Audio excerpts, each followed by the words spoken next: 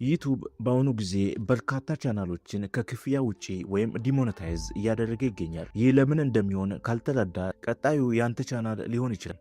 ይህ ቪዲዮ ምን እየተካሄደ እንዳለና ይህ ባንተ ላይ እንዳይደርስ እንዴት መከላከል እንደምትችል በዝርዝር ያብራራል። ዩቲዩብ ዋና ስራ አስፈጻሚ ሲኦ እንደገለጹት ፕላትፎርሙ ላይ ከፍተኛ የሆነ የኤአይ ስሎፕ ወይም አርቲፊሻል ኢንተለጀንስ የሚመረቱ ዝቅተኛ ጥራት ያላቸውና ተደጋጋሚ ይዘቶች ችግር እንዳለና ይህንንም ለመፍታት የተቻላቸውን ሁሉ እያደረጉ መሆናቸውን ተናግረዋል። በዚህም ምክንያት ከፍተኛ የሰብስክራይበር ቁጥር ካላቸው 100 የኤአይ ቻናሎች ውስጥ 16ቱ ሙሉ በሙሉ ተሰርዘዋል።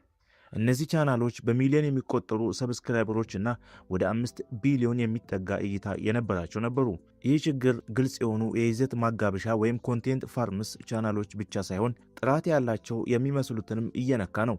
ለምሳሌ ቦሪንግ ስትሪ የተሰኘ አንድ ቻናል በኤአይ ድምፅ የታገዙ ረጅም የታሪክ ትረካዎችን ሰዎችን ለማስተኛት በሚረዱ ምስሎች አዘጋጅቶ ያቀርብ ነበር። ይህ ቻናል በቀን በሺዎች የሚቆጠሩ ዶላሮችን የሚያገኝ ሲሆን ከግንቦት እስከ ታህሳስ ባለው ጊዜ ውስጥ ብቻ $170,000 ሰብስቦ ነበር። ነገር ግን ቻናሉ ሙሉ በሙሉ ከክፍያ ውጪ ሆኗል። የቻናሉ ፈጣሪ እንደገለጸው የዩቲዩብ ቻናሉን እንዲያግድ ያደረጉ 3 ነገሮች ናቸው።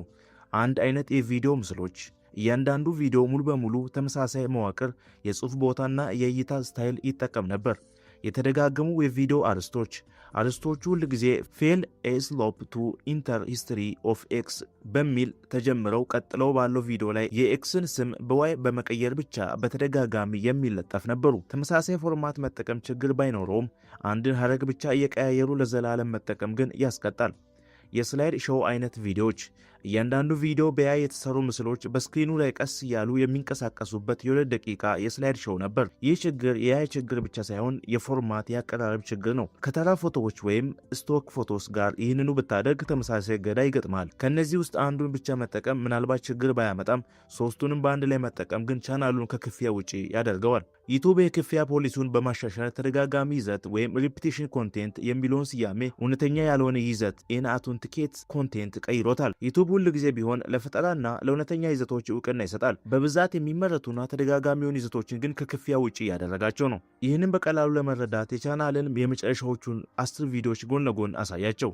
የቪዲዮ ምስሎች ተምኔል ተመሳሳይ ሆነው ምስሉ ብቻ ነው የተቀየረው? አርዕስቶች አንድ አይነት ተምፕሌት ተከትለው አንድ ቃል ብቻ ነው የሚቀያየረው? የቪዲዮዎች አወቃቀር ከመጀመሪያ እስከ መጨረሻው አንድ አይነት ነው? መልስ አዎ ከሆነ ዩቲዩብ የሚያየው 10 የተለያዩ ቪዲዮዎችን ሳይሆን አንድ ቪዲዮ 10 ጊዜ ተደጋግሞ እንደተጫነ ነው። በአሁኑ ጊዜ ከክፍያ ውጪ የተደረጉ ያሉ በትክክል እንደዚህ አይነት ይዘቶች ናቸው። ይህ ማለት ግን እያንዳንዱ ቪዲዮዎች ፍጹም የተለያዩ መሆን አለበት ማለት አይደለም። ተመሳሳይ የሆነ አቀራረብ ስታይል፣ ተመሳሳይ መግቢያና ማጠቃለያ እና ተመሳሳይ ርዕስ ጉዳዮች መጠቀም ትችላለህ። ማድረግ የሌለብህ ግን አንድ ቪዲዮ ጥቂት ዝርዝሮች ብቻ በመቀያየር ደጋግሞ ማውጣት ነው። የእያንዳንዱ ቪዲዮ ፍሬ ነገር፣ የተለያየ እይታ፣ አዲስ ግንዛቤ ወይም የተለየ ነገር ማካተት አለብህ። እውነተኛ አውተንቲኬት ይዘት የሚባለው ይህ ነው። ዩቲዩብ ኤአይን ሙሉ በሙሉ እያገደ አይደለም። እንዲያውም የዩቲዩብ ሲኦኤ እንዳሉት ከሆነ ኤአይ በአግባቡ ለሚጠቀሙ ፈጣሪዎች ይጠቅማል። የሰው ልጅ ምንም አይነት ተጨማሪ ስራ ወይም የፈጠራ እሴት ሳይጨምርበት ዝም ብሎ ሲጭን ነው። ዩቲዩብ የጎግል አካል በመሆኑ ለሾርትስ የሚሰጣቸውን ግማሽ ያህሉ መተግበሪያዎች በኤአይ የተሰሩ ናቸው። ቻናልህን ለአደጋ የሚያጋልጡ 4 ነገሮች። ሙሉ አውቶሜሽን፣ የቪዲዮ ሀሳብ ስክሪፕቱን፣ የድምፅ ትረካውን፣ ምስሎቹንና መጫኑን ያለምንም የሰው ልጅ ጣልቃ ገብነት ውሳኔ በራስ ጊዜ ሲከናወን ስክሪፕቱ መልሶ በመጠቀም የታወቀ ቪዲዮ ስክሪፕት ወስዶ ጥቂት ቃላትን ብቻ በመቀየር እንደ ራስ አድርጎ ማቅረብ፣ ቪዲዮን በብዛት መጫን፣ በሰው ሰራሽ መንገድ በርካታ ረጅም ቪዲዮችን በአንድ ቀን መጫን ወይም የትኛውንም የተሻለ እይታ እንደሚያገኝ ለመፈተሽ የአንድን ቪዲዮ ተለዋዋጭ ስክሪፕቶችን በተደጋጋሚ መጫን፣ በብዛት የሚመረቱ ተምፕሌቶች፣ ተመሳሳይ መዋቅር፣ ተመሳሳይ ፍጥነት ያላቸው በየጊዜው ጥቃቅን ነገሮች ብቻ የሚቀያየሩባቸው ቪዲዮችን መጫን። እነዚህ ነገሮችን ማስወገድ ከቻልክ ቻናል ሰላም ይሆናል። ቪዲዮ እንደተመቻችሁ አስባለሁ። ሰብስክራይብ ማድረጋችሁ እንዳይረሳ።